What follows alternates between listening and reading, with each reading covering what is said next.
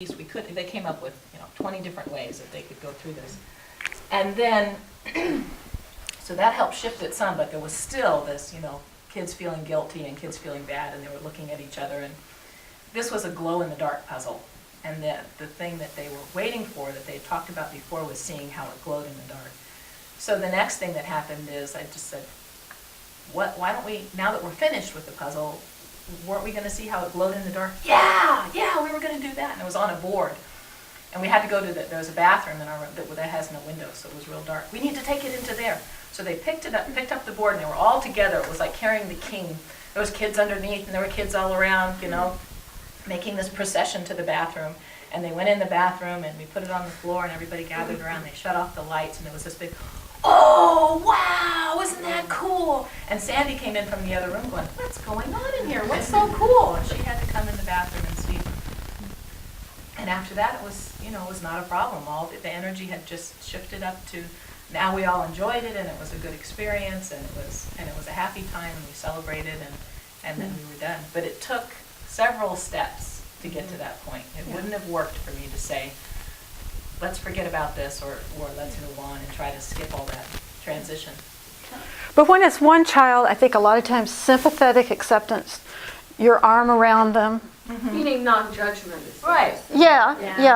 Right. I'm saying, I understand you all wanted to put the piece in the puzzle. You left her out of the game because you felt like you weren't going to have as much fun. But here, we include everybody. It's one of our, we have about 4 school rules, not many. And we include everybody. If you want to play with your friends alone, you can do that at home. But we include everybody here. And that's how I expect you to do. And if that's not good enough, go get some water. Get them moving. Always remember, what's the answer when you're in a heavy state? Get them moving. But I want to point out, and I'm going to come to you, Beth, that usually when you have a discipline problem, it's not because they're heavy. It's because, think about, they're holding the puzzle. They're not unmotivated. They want to finish this puzzle. It's because they're in contractive ego active. So I want to be sure you understand that a lot of times the kids who are going to give you the most problems, they're ego active. They're not heavy. We're not saying the heavy kids are the kids who are the discipline problems. No, they're the kids you can't get moving. They're not motivated in any way. What's her name who wrote Positive Discipline, I think was her. Jane Nelson says, it's easier to tame a tiger than breathe life into a corpse. And when we have people who come to our school and they say, I don't know if my child can work here because he's not this still. They'll come in and the kids are just all, whatever the teacher's doing, and we say, stay all day. See how much movement we have. Just because they have a lot of energy and activity doesn't mean that we can't work with them. Energy is a good thing. We got to help focus it. So those kids were in contractive ego active, not expansive ego active, right? They weren't moving higher. They were moving into more and more me. So just to point out that usually when you have a big problem like that, it's not because a child's heavy. When a child's heavy, the problem's usually just between you and them. They won't do their handwriting. In fact, come up here, Sonali and Karen, and show us what it looks like, would you? Right now. You don't want to? Come on. You said you would. So we just want to show you something that can happen on the playground and has happened on our playground. We're having PE, and the PE teacher is doing an activity. The kids are all playing a game, all except for Sonali, who's over sitting on the bench. And so just as an example. So, Sonali, I noticed that all the kids are playing the game and you're over here on the bench. Can you tell me what's up? How about some water? I don't want it. Yeah. Have you been drinking lately? We've just had lunch, so I know she's eaten because I checked her lunchbox. Okay. Can you come join in the game?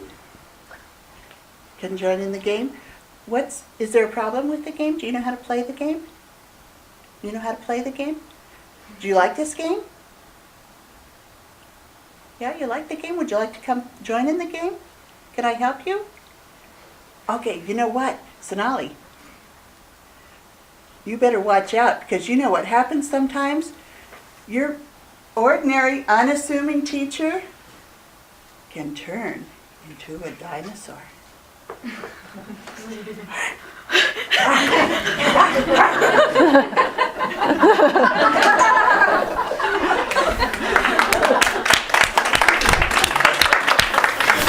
Humor works a lot of the time. So it's not like, oh, okay, we're going to have to give them a threat and have them avoid pain. Humor is one of the best things. I remember one time I had a class and we'd done all this paper cutting work, and there was little slips of paper. We'd had the best time all over the floor. And Tim Shantz, some of you know him, who was doing some kind of a science activity. And so we'd gone a little late, and the kids were ready for lunch. They were hungry. It was time for a snack, and I couldn't get the kids to help pick up. Okay, we're not going to have recess till you pick up. I'm into my.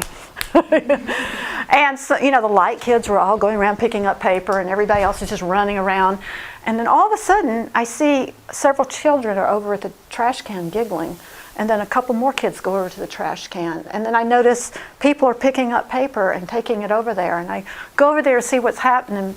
Tim has drawn 2 eyes and a mouth right here and put his hand, which is a whole lot bigger than mine, over the trash can and was going, "Feed me, feed me, feed me." And so everybody wanted to pick up a piece of paper and feed him. So humor is one of your very best tools. And again, but what was her purpose? Get her moving. You want to try to get the child. Intense activity is the answer to heavy energy. You know how they recommend if you're depressed, what's the very most important thing you should do? Get exercise, walk. Of course, if you're depressed, it's hard to do it. But if you've got Tyrannosaurus Rex teacher after you, then you'll go.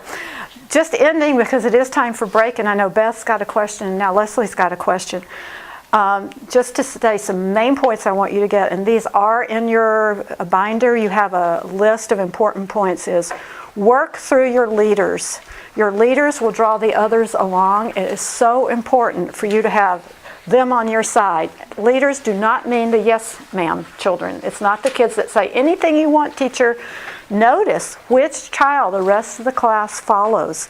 If you lose that child, you're going to be in trouble, because they have a magnetic energy. Haven't even gotten to magnetism. So much else to talk about. But in conclusion, you're always looking, is the energy expanding or contracting? And if it's contracting, how can I change it? What do I need to do? If it's heavy, can I get people moving? Yes, Beth. You've had your hand up a long time ago. Yeah, I would like to know who put those last 3 pieces of puzzle in.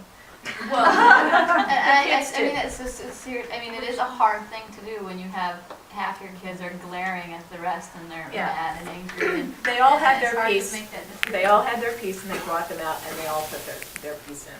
So the ones who took The ones who took them. And that's when I said, is that what you wanted to do? And I also said, does everybody feel good about this? Now that you did this, is this what you wanted? Now you feel really happy? No. Nobody felt happy about it at all. So that's when I asked them, how are we going to avoid this again? If we're going to do a puzzle, what are we going to do? And that's when they started But these shifting are a little. kids who are much older and are used to Yeah. talking things out. I don't know that would necessarily work with first and Right. second These grade. are- I these had are second and eight- fourth. 8, 9, 10. I had third, fourth, fifth, sixth. Leslie. I just wanted to share something that Shandi taught me that works like a charm with my little kids.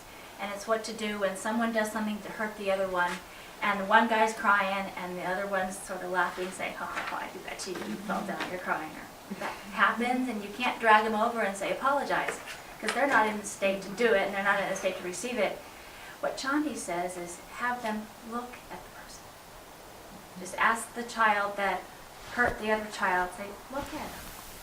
And usually that changes everything. Just to stop and see that person. If you can get them to, and siblings might do that. Yeah, I think that Siblings. can be a lot harder in a classroom. There's another trick that brain gym people teach, which is, do you mind putting your hand out and do you do your thumbs together like this, and you do figure eights together like this, and it brings you into coherence.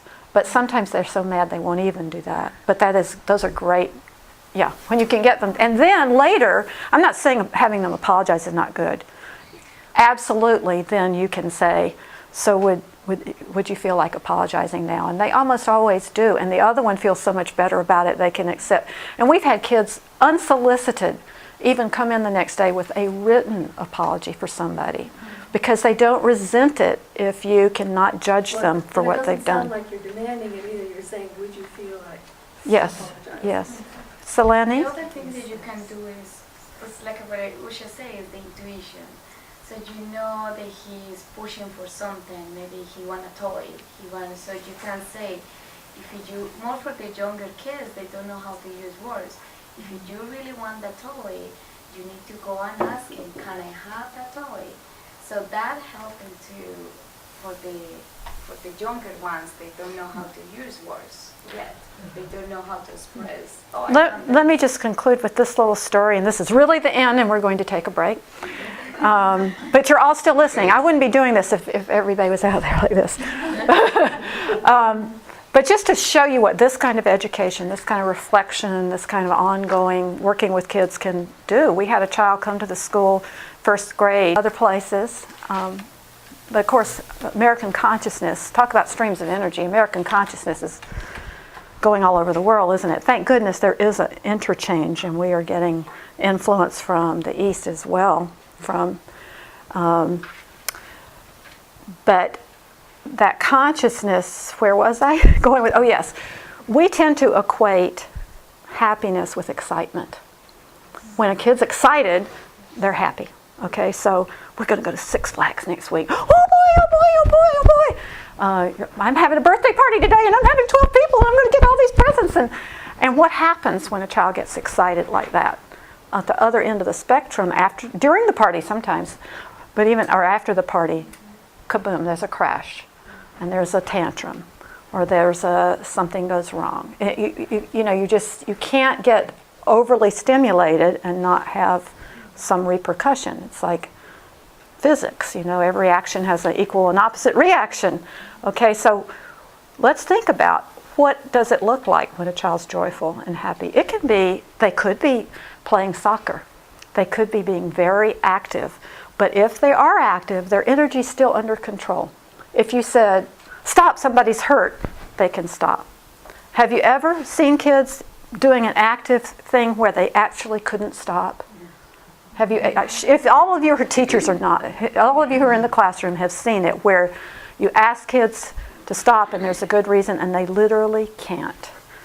And that is not joyful, that's excitement. So, as I'm saying, we tend in America to think, oh, I'm going to make my kids happy with Christmas and this activity and this vacation and this gift, and not look for moments where there's calm joy. And for every child that might be different. And we'll talk a lot about this at the Tools of Maturity class, because it depends on temperament as to what activities. But as teachers and parents, start noticing when is my class, and start tuning them into it too. Wow, the energy feels great in here right now. Do you all notice that? That's all you have to say. And they start to tune in.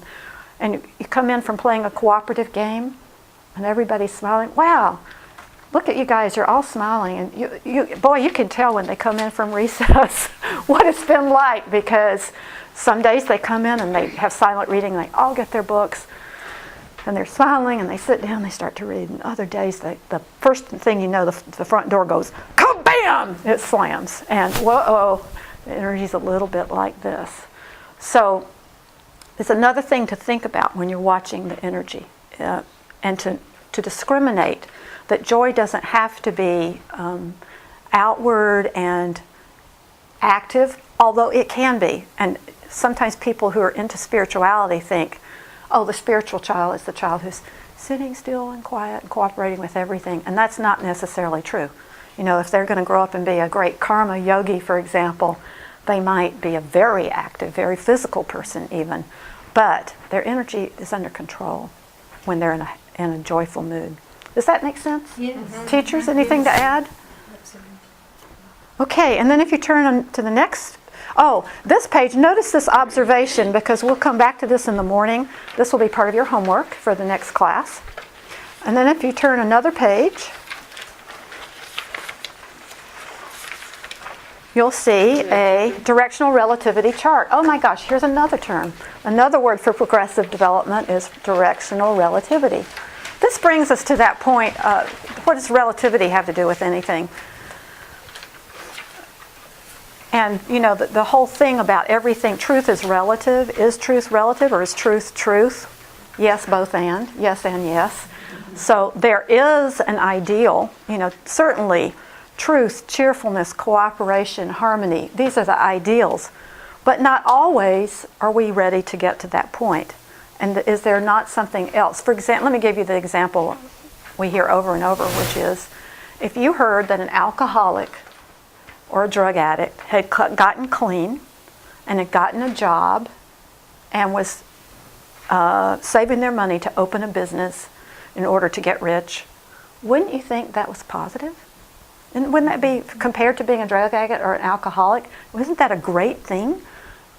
It sounds ego-active, but it's the right direction, isn't it?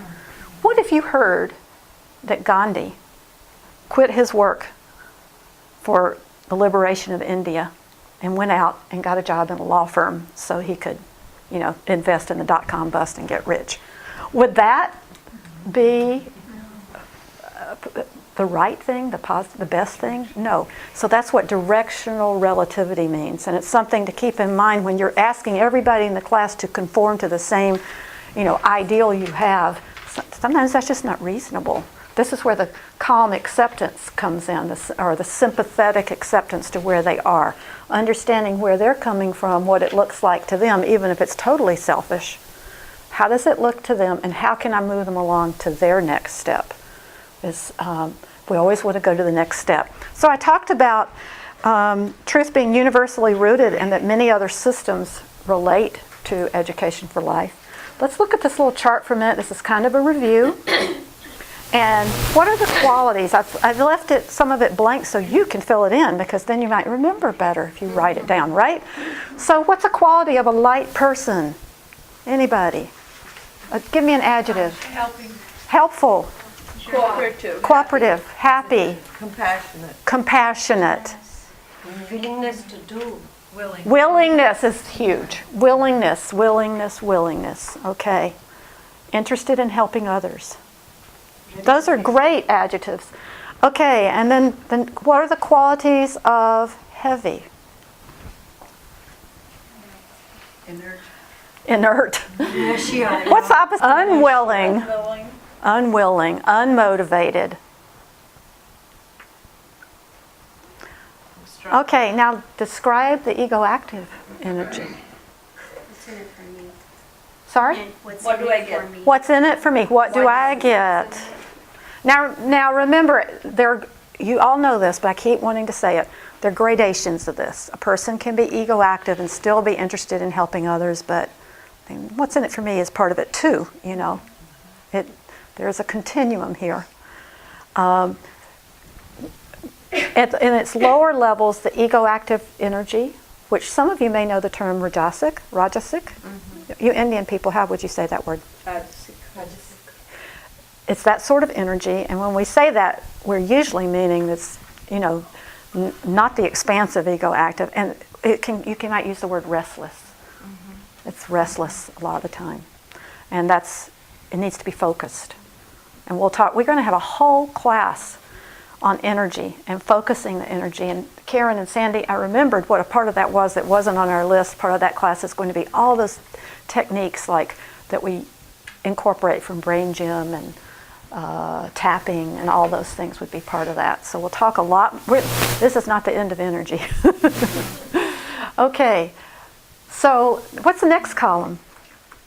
Motivation. All right, everybody, what are the light people motivated by? Serving. Helping others, the desire to help others, or the search for truth, wanting to know truth, wanting.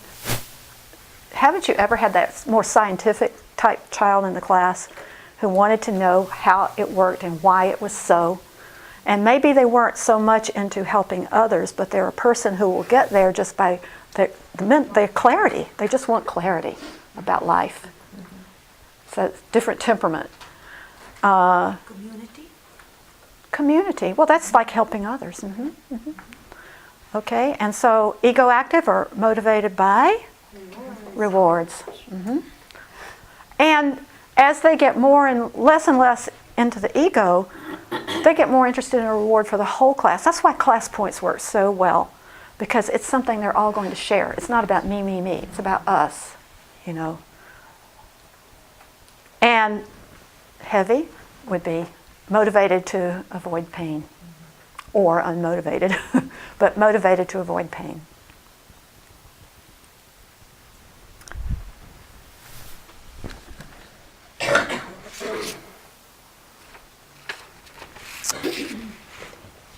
I'm wondering where yes.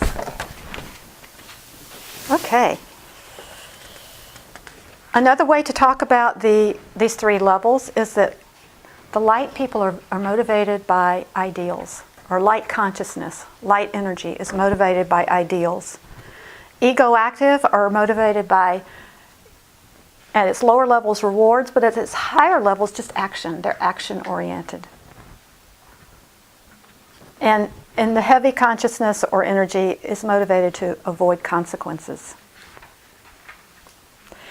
When people are in light energy, they're process oriented. And then when it's ego active, it's product oriented. This is something I've seen a lot in art classes, and all of you who are in the classroom have seen this too, I know. Have you ever had an art class where everybody is just so focused and just the energy is just flowing through them, expressing with color, just creating, right? How many of you had a class where they're saying, Karen, how's this look? Karen, how's this? Am I doing this right? Do you like it? Okay, so what are they in? And one thing that we found works in our art classes a lot to get them back into the process is, let's have we're going to have silence. I'm going to read to you, or I'm going to play music. Sandy was one that she'll read to the kids. So they're listening to the story, and they can't be doing that, and then they come back into themselves and just enjoy the process of creating without worrying about, am I pleasing somebody? Are they going to like it? Is it good enough? Is it right? You know, that insecurity and the unwilling to just express, which probably has come from some bad experiences when they could have come from that. Okay, Kohlberg. Have any of you heard of Lawrence Kohlberg? Anybody? Everybody used to know about him, but he's a little dated now, but he was a Harvard, in the Harvard School of Education. And he did a lot of research on, Sandy, do you know that word? What was his research? Moral development.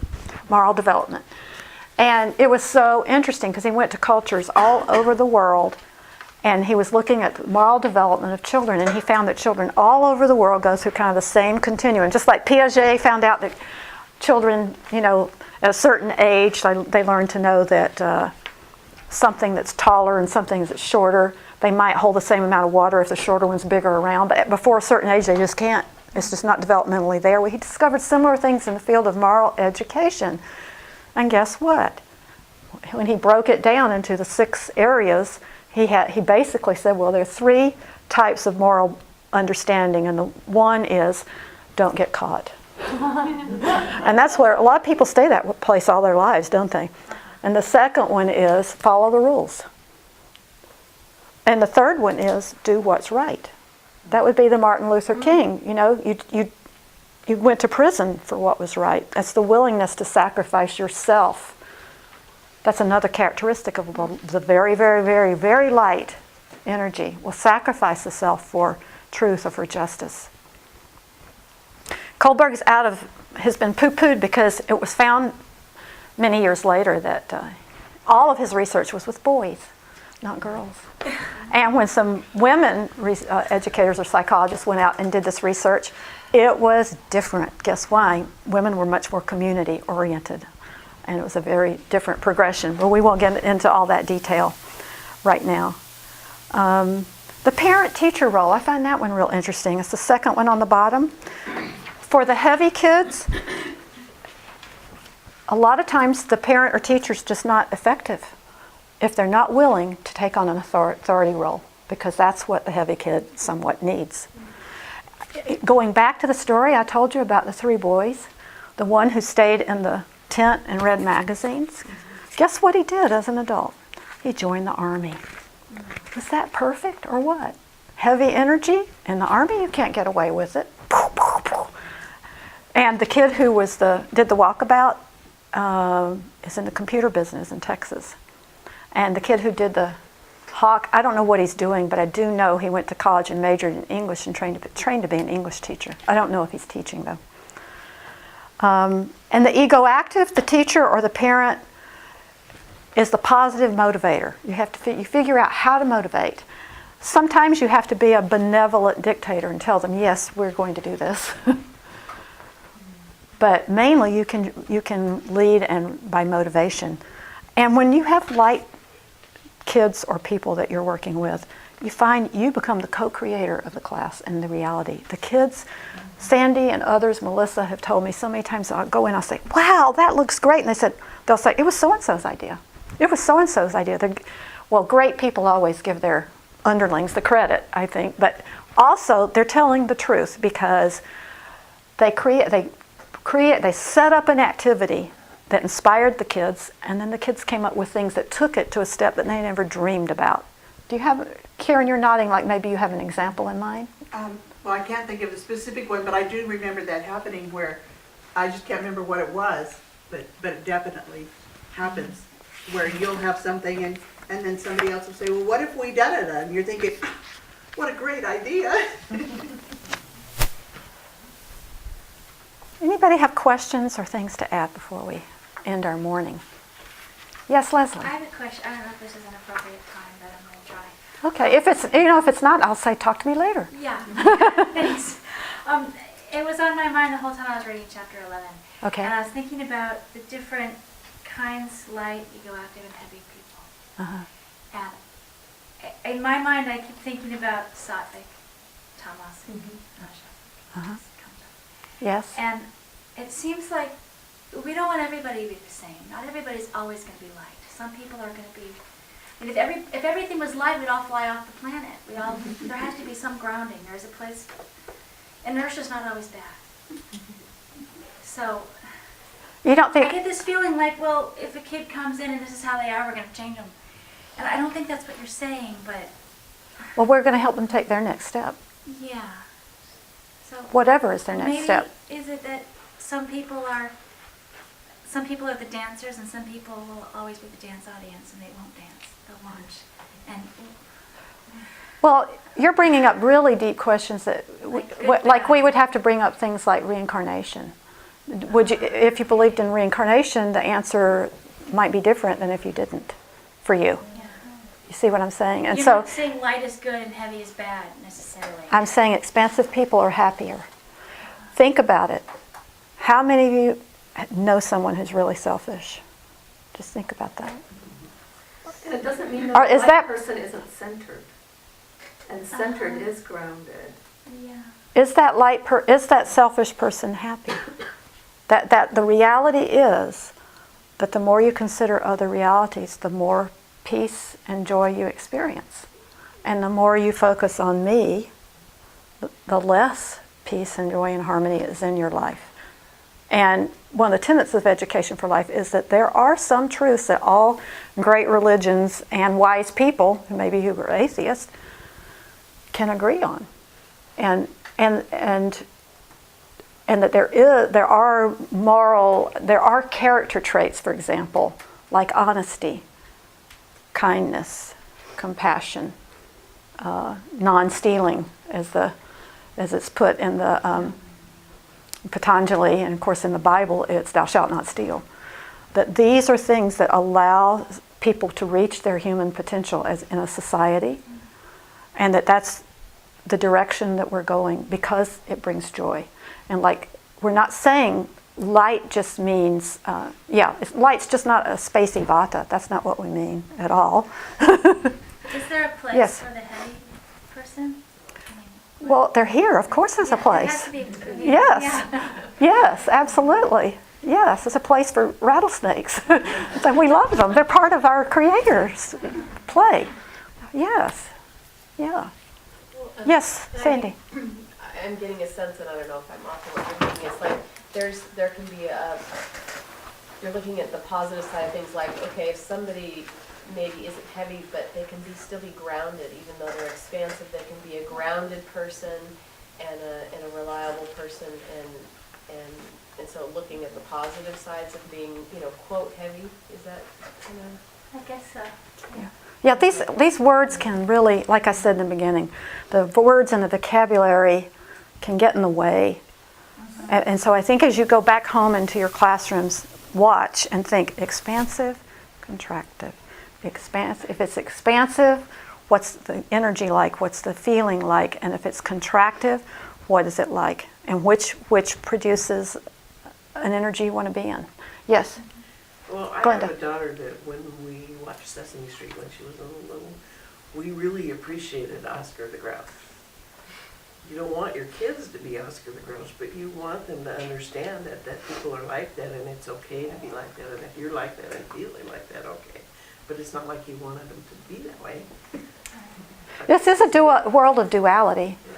Yeah. Yeah. Priya. I just want to say something to acknowledge you, Leslie, because when I read this 18 years ago, I was a little bit troubled as a young educator about labeling. And that's what it felt like. But I feel now, this many years later, as you're introducing it, as it's expanded, and it's not in this triangle, it's in this, that it's really about supporting success. Supporting success for each individual unique soul, every child.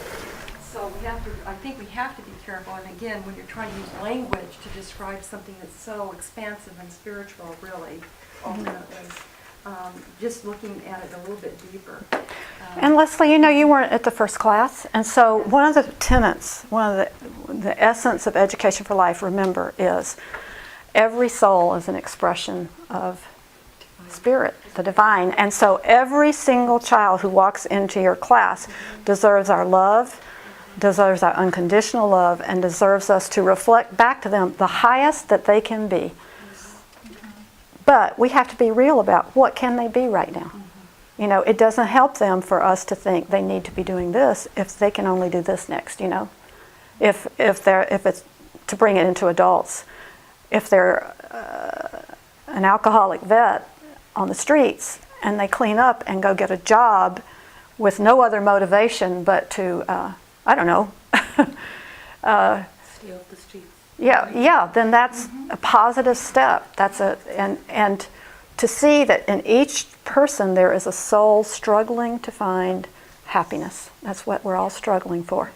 And how do we help them make the next expansive step? Because if they contract, there's going to be more misery.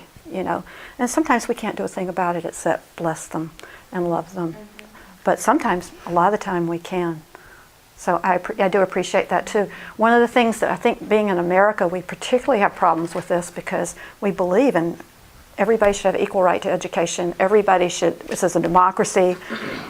But the reality, and yes, those things are true. Everybody should have the right to reach their potential. But if you've worked in the schools and if you've worked with a broad range of people, not everybody has exactly the same potential. And we can help people more if we see what are they struggling to achieve next, than to have some ideal that's up here. Like I said, a lot in our first years, a lot of kids came to our school from another private school that had started only a couple years before we had, and they had all the same kinds of ideals about the kind of education they wanted for their children. And they all started coming and knocking at our door because what was happening was the kids were being little bullies and terrorists on the playground, and there was no order in the classroom, and it was chaotic because they weren't real about what human nature is and what different kids were able to do. And this one woman who's a chiropractor came to me and she said, so she's really used to dealing with energy and things, and she said she was one of the people that started that school, and she said their problem was we knew what we didn't want to be. We didn't want to be like, here's the It's a cookie cutter education. You all have to do this. You all have to pass this test, and you all have to develop in this way. And you have to do it because we say so. We knew what we didn't want to be, but we didn't have a clear vision of what we wanted to be. And I think Education for Life does offer a clear vision, but it is complex. And that's why we've got 7 classes in this series, plus the 3 other classes. Those of you from Portland and those of you from here, you're doing half of the Raja Yoga class. Because what's the other element we haven't even addressed today? Your magnetism. Yes, the kids have energy. Who's the most important person's energy in the classroom? Whoa, it's ours. So how do we keep our energy expansive and light? And we fail. We can't be that all the time, right? But what's important? Do we see it? Are we headed in the right direction? Are we working toward that? And as we develop our magnetism and it becomes stronger, we affect everyone in the class just by that. You don't even have to say a word, just who you are. And you all know that. You all know people you love hanging out with who bring you to a different level. That's why people go to see saints, because the saints look back at them and see your potential. They see the highest you are, and you love to be in that energy, right? And as teachers and parents, that's who we can be. That's what we should strive to be, is to see that child's divine self inside, struggling to get out, and we're the person, the helper.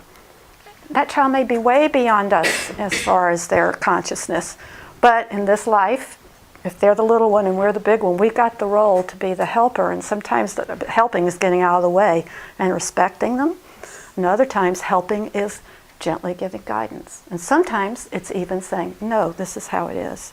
Because we know, for example, no put downs, no teasing other kids. Because we know from 30 years of teaching experience what happens when you allow that to seep in the least little bit. There goes the joy and harmony in your classroom and in your school.